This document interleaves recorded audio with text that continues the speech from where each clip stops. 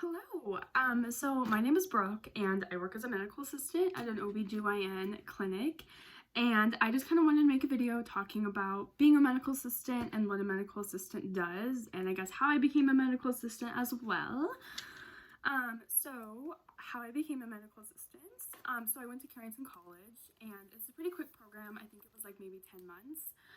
So I started in March of 2019 and I finished in November of 2019. Yeah, end of November. So there's 6 terms. So term 1 through 5 is at Carrington, so on campus. And then the last term is your externship, which is very important. So overall, I really liked Carrington. I thought it was a good school. My teacher was really good. The teacher that we had in the beginning, she was only there for like a month. She wasn't great, but the second teacher who I had for the majority of my time there was awesome. I also made a lot of really good friends there too that are still very good friends of mine to this day. Carrington also does offer a few different types of classes. They offer vet assist or vet technician, something like that. They offer dental assisting. They offer massage therapist. I know some Carringtons actually offer like a LPN to RN bridge, which is kind of cool. So school, we learned how to draw blood. We learned how to do EKGs. We learned how to do injections. We learned like kind of some EMR stuff. The EMR that we used, which I heard that they changed it and that you don't have to do that portion of it anymore. The EMR that we had to like practice on was literally horrible. It's nothing like an actual EMR. It was ridiculous. Half of it didn't even work and it was just horrible. That was like my last term actually there, so that was like my 5th term and it sucked. It was so bad. And then just kind of like typical stuff, I guess, like kind of just stuff about HIPAA. We had to do like CPR and first aid training, and then just kind of like administrative stuff. But it went by really fast. It did not seem like seriously seemed like I was there for like a month. It flew by. There's a lot of information packed into how little of time that you are there, so it's super fast paced and it doesn't work for everybody, and that's okay. Part of it is online. I did the bridge or the hybrid program, so I went to Carrington for 2 days a week, 4 hours a day, so a total of 8 hours a week on campus, and that was where we kind of just did lab stuff. But most of it was online, and it can be kind of tough for some people to do online, but it worked for me and it was great. But Carrington is kind of expensive. I think it was about $16,000, somewhere around there. Don't quote me on that, but it's pretty expensive. So I did my externship, which is the last part of it, and every term is 6 weeks. So for externship, it is 6 weeks or 180 hours, whichever comes first. For me, the 180 hours came first, so I think I finished like exactly 5 weeks.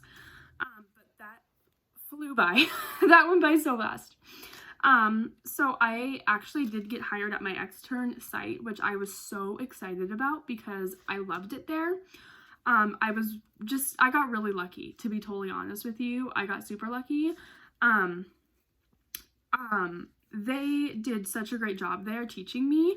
I've heard of a lot of places kind of taking advantage of students and just kind of using them to like do a bunch of cleaning, and that's like kind of all they do. And there was a lot of cleaning. There was like that portion of it, but I did a lot of stuff that taught me a lot at the same time. So that was awesome.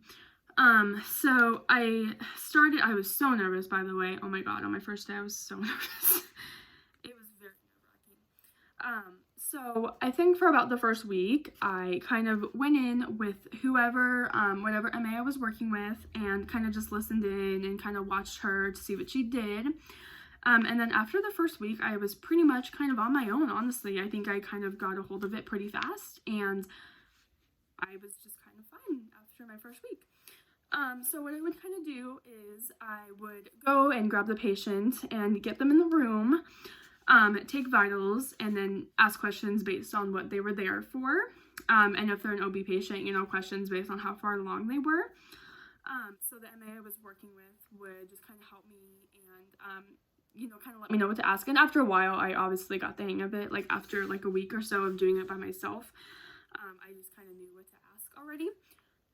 So I got to work with a bunch of different doctors too and nurse practitioners, which is really good because, again, like I said, I got hired there. So which made it so much easier, going into getting hired there was still a lot I had to learn with like EMR. But there was a lot I knew. So it definitely wasn't super overwhelming when I actually got hired there, which was nice. But as a student, I learned a lot. I really did. I feel like my first week as a student was crazy. Like there was a lot of crazy stuff. But after that, maybe I just got more used to it. I don't know, but I just feel like my first week was crazy, and maybe it was just kind of overwhelming. But anyways, so obviously as a student, there's some things that you can't do, like you can't use the EMR for security, purposes and stuff. And you can't do injections, at least in Washington State, because your license doesn't clear until after that. But that's okay. That's just kind of how it is. So getting hired. So they offered me a job pretty quickly, which I was super excited about because, like I said, I loved it there. And to be totally honest with you, I think I would have been really crushed if I didn't get hired there, just because I loved it and I already kind of felt like I fit in so well, and it felt like it was such a good match there. And I was feeling overwhelmed at the thought of, if I don't get hired here, I'm gonna have to go to a new place and get a job and kind of like start over and learn everything again. I felt like I had already learned so much because they were so good there about teaching me things as a student that I just felt like I was already working there. So I was definitely very happy that I got hired there, and it was, like I said, it was just a good fit. So like I said, I finished my externship at the end of November, and I was working retail at the time. I had worked retail for like 3.5 years. So I took like a 2-week break, and I worked like seasonal, like a few weeks of seasonal at my old job. I used to work at Aeropostale, and I got them through like Black Friday and stuff, and then I started at my OBGYN clinic December 2nd. So I've already been there like 4 months, which is really crazy. It's gone by so fast. So some things that I do there, actually working there, of course some things are kind of similar to when I was a student, but working with whoever doctor I'm working with that day, for the most part I work with the same provider now, but if she's not there then I work with somebody else. So I've actually kind of gotten some new duties over the last few weeks now. I've kind of been there a while, which has been fun to learn new things. So now I kind of do a lot of calling patients, letting them know about results, which, like I said, is new, so that's kind of fun for me right now. Something new I've been learning. I obviously room patients, grab vitals. We use an EMR system called Greenway, and we have what's called templates, and that's how we kind of fill in the information based on whatever they're there for. So work on those as I'm rooming the patient. Let's see. Assisting certain doctors with certain things. Some doctors like to have assistance for IUD insertions, and some prefer not to. And then we also do Nexplanon insertions, which is like the arm implant. I just dropped something, which is the arm implant. So some like to have help with that, but some don't. But it's always super interesting to watch those. And then also chaperoning. At times we have one male doctor, and he obviously likes to have a chaperone for his protection. So chaperoning, and assisting every once in a while, not super often. I did a lot as a student actually, which was good. But we do procedures at our office every other Thursday and Friday, and they're pretty minimally invasive procedures, but kind of watching those and kind of assisting with those, which is always very fun to do. But like I said, I don't do that much anymore, but I did it a lot as a student. They were really good about getting me in procedures as a student. So some other things I do are ordering, like ordering the pap smears, ordering urine cultures, ordering different labs, like labs to be drawn. Also, by the way, where I work, we do not do blood draws because there's a lab right across the hall.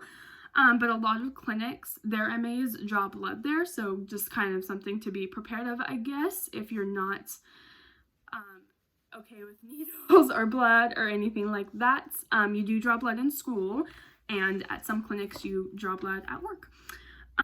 Also do injections. So my license took a while to clear. I don't think it cleared until like maybe a month and a half ago, which was very annoying. So there's a few different types of injections that I have to do, like Depo-Provera, which is birth control shots, RhoGAM, which is for RH, like blood, if it's not compatible, like if you're RH negative, progesterone injection, which is if you have a history of, I believe, preterm labor, Tdap vaccine, which is like just the arm vaccine that's recommended during pregnancy, so just kind of stuff like that. And we do a lot of injections. Like the other day, I swear I had like 5 Tdaps that day. It just, sometimes there's just a lot. It can be, it's a pretty like low stress job, which I like, but at times it can be stressful. At times it can be really busy. Some days you have a busy schedule and some days you just don't have a very busy schedule. So it kind of just depends. Like last Friday, I felt pretty relaxed. It was a pretty slow day. But like this Monday, I already know I have a really busy day, so I know this Monday is going to be stressful. But for the most part, it's low stress, which I like about it. It's kind of a perfect balance. It's never like, every once in a while, yes, sometimes it kind of is sitting around, but for the most part, it's not. But it's never super, super, super high stress. So it's kind of perfect. I don't really like super high stress jobs. I don't know, that's just me. I don't work super well under a ton of stress. Some people do. So I think it's kind of a perfect job for me. We have 5 doctors and 4 nurse practitioners, so it's a pretty big office. And like I said, I kind of work with the same doctor for the most part, but I do float every once in a while if she's not there. Let's see. So I work Monday through Friday, 8:30 to 5, which I love, especially coming off retail, you know, having to work weekends and having to work, you know, if you have worked retail before, those dreaded clopins where you close and then you open the next day. So it's nice to just Monday through Friday, 8:30 to 5, no weekends. Of course, that can vary based on where you work. Like if you work in urgent care, of course, you might have to work weekends or like night shifts or like later night shifts. But, you know, for the most part, probably 8:30 to 5, Monday through Friday. So let's see, the good and the bad. For the most part, like I would say like 90% of the time, it's very good and it's very happy. But there definitely are some sad things that happen, of course. But I do think that working in OBGYN, the good outweighs the bad. And one of my favorite parts of the job is, especially with your OB patients, you know, you see them a lot. You see them, you know, once a month, and then you see them like once, like every 2 weeks, and then they come like every week. And sometimes they come multiple times a week if they have like a certain reason why they need to. So you honestly, like, you become kind of friends with them and you kind of get attached to them. And they just kind of become like an exciting part of your day. You know, like there's days where I look at my schedule and I'm like, oh, one of my favorite patients is coming in today. So that's kind of a fun part of it, is you go through their pregnancy with them, and it's very fun and it's very exciting. Then when they have their baby, but it's at the same time kind of sad because then you don't really see them anymore. But overall, OBGYN is very fun. I honestly couldn't see myself doing anything else. I just kind of knew from the beginning that that was what I wanted to do, and that was the kind of place where I'd want to work. So like I said, I was just so excited when I got hired there. So anyways, thank you guys so much for watching. Maybe I'll make more videos. I don't know. We'll see. Okay, bye.